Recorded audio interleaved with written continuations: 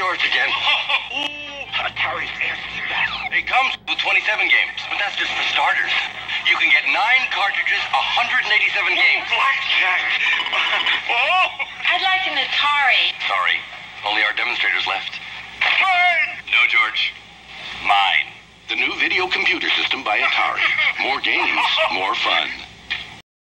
Hey guys, welcome back to another episode of the amazing Atari Aficionado. So, once again, I have even more manuals to show you guys. Hopefully you're not sick of checking out these manuals. But I was able to acquire some more recently. Didn't get any games, but sometimes that happens, in the world of collecting. But I actually get more excited about the days that I don't find games, because I normally find other cool things like manuals or maybe peripherals or just random stuff.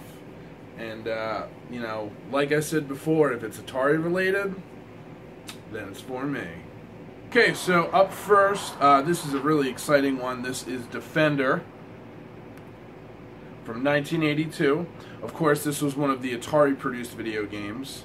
And just what an intense photo of like a spaceship zapping down and firing on a woman and a boy. And it's really funny because like the boy and the woman look like they're disappearing, and I never realized that, because on a lot of the cartridges I saw, it just looked like the photo was aging and getting old, and I honestly thought that, I was like, how come every version of Defender I come across, the people look faded? And it wasn't until I got the manual that I was like, oh, they're supposed to look like that. So, there's times that even I, the amazing Atari Aficionado, gets confused. But when we're talking about stuff that's, close to 40 years old, some of it even 50 years old at this point, you're going to make some mistakes. So, just super colorful, really neat manual. Can't go wrong with some Defender. Up next is Star Raiders. A little bit of Atari dust on there. This is the one I believe that you need a special controller for, if I'm not mistaken. Yeah, I'm pretty sure you do. And they actually kind of show it there a little bit. See how like they show a guy's hand on like what appears to be a joystick or some kind of knob, and then like on a dial pad. So that's actually how the game is to be played. And so now I not only have the game, but now I have the official manual, and you can tell this looks pretty intense. Yeah, the video touchpad, there it is. So I need to get my hands on that. And like I said, guys, I'm going to keep an eye out for it. Hopefully I can find it here soon. And then, of course, you got the score page on the back, which is incredible. Imagine a, Xbox 360 game or PlayStation 4 game having a little score section in the back. Probably not. And then finally, this is one I was a little upset about. I have Missile Command, which is a great game. But some asshole drew all over the back of it. So, sometimes you're gonna encounter weird shit like that for whatever fucked up reason. Some idiot did that, but what are you gonna do? They all can't be winners. But there you go. I think that's a picture of Neil Armstrong. So, just kidding. But yeah, you know what I mean? Just so much detail in these books, you know what I mean? It's just crazy. And here's the game matrix. Don't get lost in the matrix. So, pretty cool. So those are a couple manuals I had. And then the other manual I had, or this is actually, excuse me, this is not a manual. This is actually, along with some of the games, would come manuals, but they would also come with a story involving the game. So this one is the comic book for Yar's Revenge. So this is 1982. Scott Warshaw, I think I'm saying his name correctly. He was the guy that developed this. Obviously, I could probably just open this up. Howard Scott Warshaw, yep. He was a cartridge programmer. This is crazy because it's Yar's Revenge. It's the story. The Kotile Ultimatum. Hopefully, I'm reading that correctly. So this would have came with your copy of Yar's Revenge, and it obviously would have explained a little bit more about the story involving Yar's Revenge, and it has the Razak solar system. So, you know, for such a simple game that is incredibly addictive and very fun, I never knew that there was a comic book that, you know, that they made for it. It's just the coolest looking thing. And you can tell that this is like really old because the staples have like rusted over. And illustrators were Frank Sirocco, Ray Garst, and Hiro Kimura. And the art director was Steve Hendricks. So this comic was actually put together by the Atari staff. So, I mean, that's even cooler that a video game company would make this, because nowadays, you know, Sony would probably just reach out to whatever hip, cool, popular, you know, illustrators available, and then pay them to come in and then just do this cool thing, and then they'd be done with it. But, you know, that's incredible that, you know, people within the company like worked to put something like this together. So hopefully I'll get the manual for Yar's Revenge, and then I'll get the box, and I'll have everything complete. So that's really, really awesome. Okay. Alright, up next I'm going to take a break from the manuals, and I'm going to jump into something else that I just thought was kind of neat. Hopefully you guys won't find this boring, but obviously you got some Atari plugs here. And, well, holy hell are they long. And they were meant to be long, because obviously you were meant to play with the system up close on your lap or right in front of you on a coffee table. And you would run this, obviously, across the room. That way you could, you know, be close to the machine itself, you know, if you needed to adjust settings, reset it, you know, things of that nature. However, I recently, in my collection of various systems, I came across a varying Atari plug. So this one, for whatever reason, is coming out the top of it, which is really fucking strange. So that's what the other side looks like. And then to make matters even worse, it's over to the side, you know, which is like super bizarre. So I guess you could just plug it in like that, but I don't know why, you know, caution is obviously upside down and the label itself is upside down. So I don't know, just really strange. I couldn't really find anything online about it. It's just a design thing, but I just like, I don't really like using this plug because, you know, it kind of yanks it down because it's going against the grain, and I'm always afraid that it's going to like snap or break, you know, where this one, you know, it's naturally just pointing down, you know, so there's no, you know, and not to mention, this is like a little bit thicker now that I look at it, so I don't know. I have no idea what that's all about, but when I start showing you guys plugs on the show, I'm probably losing my mind. Okay, and then moving on, the last thing I figured I'd end with are the Atari catalogs. So I may have shown these before. I don't remember. I might have talked about these in a live YouTube video, possibly, because, you know, I have been known to do some of those. But these are like super cool. So this one's from 1980. So I think this is like the oldest one I have. And essentially, what this was a marketing advertisement to get you to buy more Atari products, essentially, and to give you an idea of what other games were going to be released or available. So you would open it up. Obviously, they have a picture of the system, a bunch of games, you know, very nice. There's information about said unit. And then it just jumps into all the various games. Now, I'm not going to show you all of them, but I'll just show you some of them. But, you know, here's like Space Attack,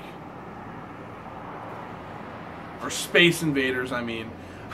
I saw the word Attack of the Aliens, and then I saw the words Space Invaders, and my mind just put them together. But here is Space Invaders. If I could freaking talk. Superman, of course, like I said, which I'm pretty sure is one of the first licensed video games, and certainly one of the first comic book video games. You know, you have Burn Rubber and Bowling.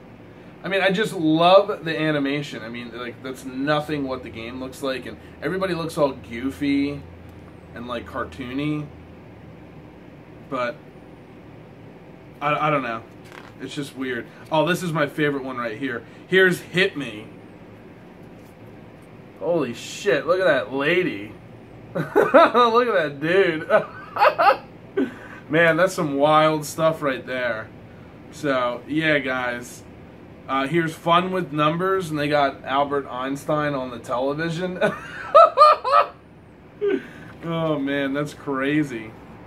So, yeah, here's Basketball. Fastest game in town. Alright? So, I mean, as you guys are obviously getting the point, here's Dodge 'em. That's pretty awesome looking. I think this is a, this looks like a scene out of Mad Max. So, yeah, dude, just super cool, super neat. Here's Write Your Own Program. There's the dude with the video touchpad. I need to get me one of those. So please leave comments, obviously, as to, you know, which one was your favorite here, or if any of them were your favorite. Just trying to find some more good ones. Here's Geronimo. It's another game I need to get my hands on. All right, I think that is it. And here is Atari Never Stops Inventing on the last page. So that is an actual picture of Atari inventing video games. That's amazing that they put that in there. That's some real behind the scenes footage going on there. So there is that. And then here is another catalog. This is the one from 1981, so I just happen to have two of these. So maybe at some point this may be up for grabs. Maybe I'll do another giveaway, but yeah, I'm almost certain these were all the same.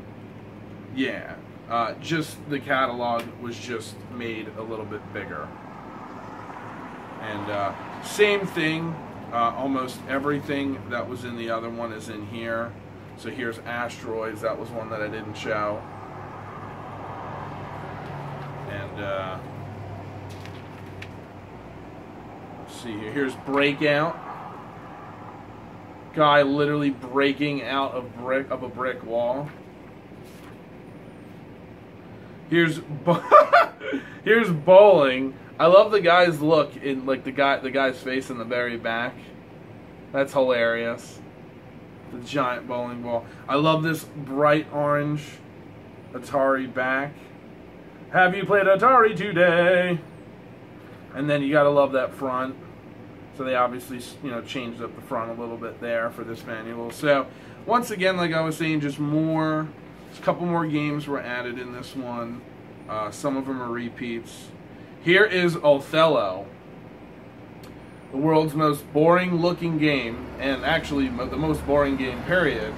And they made it look awesome because there's like this futuristic robot that's like getting ready to kill you and like suck your fucking brain out. Like, that's incredible. Let's see here. Oh, here we go. Here's Video Pinball. This is cool. That's awesome. So it's like an inside look at the machine, out at the person playing it. So, I mean, you just can't make this stuff up, you know. This is crazy. I mean, this is how you know these guys were just fucking stoned out of their fucking minds. I mean, look at this. This is fucking beautiful. I love it. I fucking love it. So, there you guys go. And then the back here, you got the Atari Game Club. Real official looking. It's pretty fucking awesome. And here is what seems to be some kind of game holder. I need to get my hands on that. I need that in my life. So there you guys go, man. So, and then finally, this is the catalog that came out in, it also says 1981, so I guess there was another one that came out this year. Once again, it's the same one, I just happen to have 3 of them. So, this one's not as, let's see if I can find the best looking one.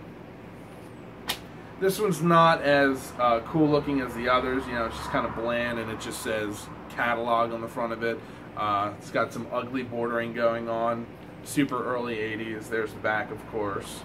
So, this one they jam-packed a lot more games in it, for sure. And this is also when the art style kind of changed and got looked more like the some of the boxes that were just really, really detailed. So here's Pac-Man, when Pac-Man sort of became the focal point of the system, even though he was originally owned by Namco.